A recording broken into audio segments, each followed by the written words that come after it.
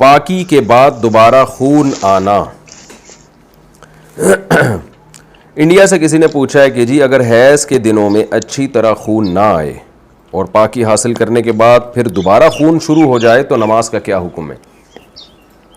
کسی خاتون کو بلیڈنگ آئی جن دنوں میں آیا کرتی تھی، اور جو ان کا ٹائم تھا بلیڈنگ کے بند ہونے کا اس کے بعد بھی آتی رہی، تو 10 دن سے پہلے جب بھی خون آئے گا نا، 10 دن سے پہلے اگر وہ خون بند ہو گیا تو یہ کنٹینیو حیض ہی کا خون کہلائے گا. میں اس کو مثال سے سمجھاتا ہوں. دیکھیں کسی خاتون کی عادت ہے 5 تاریخ سے لے کے ان کو 10 تاریخ تک خون آتا ہے. اگلے مہینے 5 تاریخ کو خون شروع ہوا، 10 تاریخ کے بعد بھی کنٹینیو رہا، 11 تاریخ کو آیا، 12 تاریخ کو آیا، تو یہ کنٹینیو حیض ہی ہے. اب اگر 15 تاریخ سے پہلے بند ہو گیا تو اس کا مطلب 10 دن سے پہلے بند ہو گیا، تو جتنے دن میں بند ہوا وہ سارے دن حیض ہی کے کہلائیں گے. 7 دن میں بند ہوا تو 7 دن حیض کے. اگلے مہینے یہ سمجھا جائے گا بھئی اس خاتون کی عادت چینج ہو گئی، اب 7 دن حیض کے ہو گئے ہیں. لیکن خوب سمجھ لیں، اگر کسی خاتون کی عادت تھی 5 تاریخ سے لے کے 10 تاریخ تک حیض آنے کی، اب اس مہینے کیا ہوا کہ 5 تاریخ سے لے کے 10 تاریخ تک، پھر 11 کو بھی، 12 کو بھی، 13 کو بھی، 14 کو بھی، 15 کو بھی، اب 10 دن ہو گئے. 10 دن کے بعد 16 کو بھی خون آیا ہے، اس کا مطلب 10 دن سے زیادہ آ گیا. تو 10 دن سے زیادہ کبھی بھی حیض نہیں ہوتا. تو یہ اس کی علامت ہوگی کہ یہ جو ان کی عادت تھی نا 5 دن خون آنے کی، وہ تو خون کے دن کہلائیں گے. 5 دن سے زیادہ جو خون آیا ہے وہ خون استحاضہ کا کہلائے گا. لہذا اس میں جو نمازیں انہوں نے چھوڑی ہیں ان کی قضا ان پر لازم ہوگی. جیسے 5 تاریخ کو خون آیا، 10 تاریخ کو بند ہونا تھا، عادت ان کی یہی تھی کہ 10 تاریخ کو بند ہو جاتا تھا، اس دفعہ نہیں ہوا.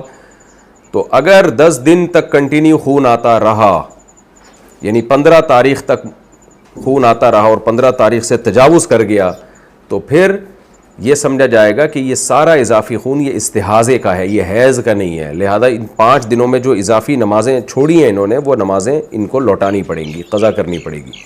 اور اگر 15 تاریخ سے پہلے بند ہو گیا تو اس کا مطلب کنٹینیو 10 دن سے زیادہ نہیں آیا، 10 دن سے پہلے بند ہو گیا تو وہ سارے حیضی کا خون کہلائے گا. تسہیل بہشتی زیور کتاب خواتین کو چاہیے گھر میں رکھیں حیض و نفاس کے مسائل سمجھنے کے لیے.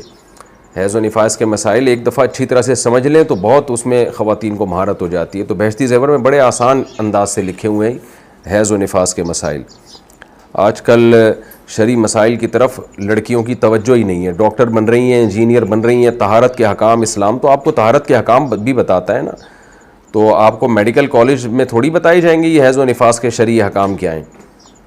تو یہ تو میڈیکل سائنس کا ٹاپک ہی نہیں ہے، نہ یہ آپ کو فزکس کیمسٹری میں یہ چیزیں سکھائی جائیں گی. یہ چیز شرعی احکام ہے. نماز کا طریقہ کیا ہے، غسل کا طریقہ کیا ہے، یہ ڈاکٹر تھوڑی بتائیں گے آپ کو.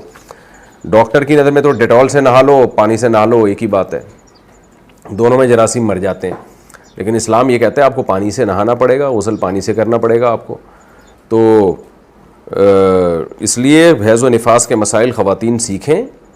دینی تعلیم اتنی حاصل کرنا فرض ہے جس کا آپ کے روزمرہ کے شرعی مسائل سے تعلق ہے. طلب العلم فریضۃ علی کل مسلم و مسلمہ. نبی نے فرمایا کہ ہر مسلمان مرد اور عورت پر علم کا سیکھنا فرض ہے. تو اس کی تشریح میں علماء کہتے ہیں آپ کو جن مسائل کی روزمرہ ضرورت پیش آتی ہے چاہے مرد ہو یا عورت، تو وہ علم آپ پر سیکھنا فرض ہے. تو حیض و نفاس تو خواتین کو واسطہ پڑتا ہے اس سے، تو لہذا ان پر لازم ہے کہ وہ یہ مسائل سیکھیں. اور بہشتی زیور رکھ لیں. تسہیل بہشتی زیور، جامع ترشید نے بہشتی زیور کو آسان کر کے چھاپا ہے. وہ کتاب رکھ لیں. پھر کوئی بات سمجھ میں نہ آئے تو پھر علماء سے رجوع کریں.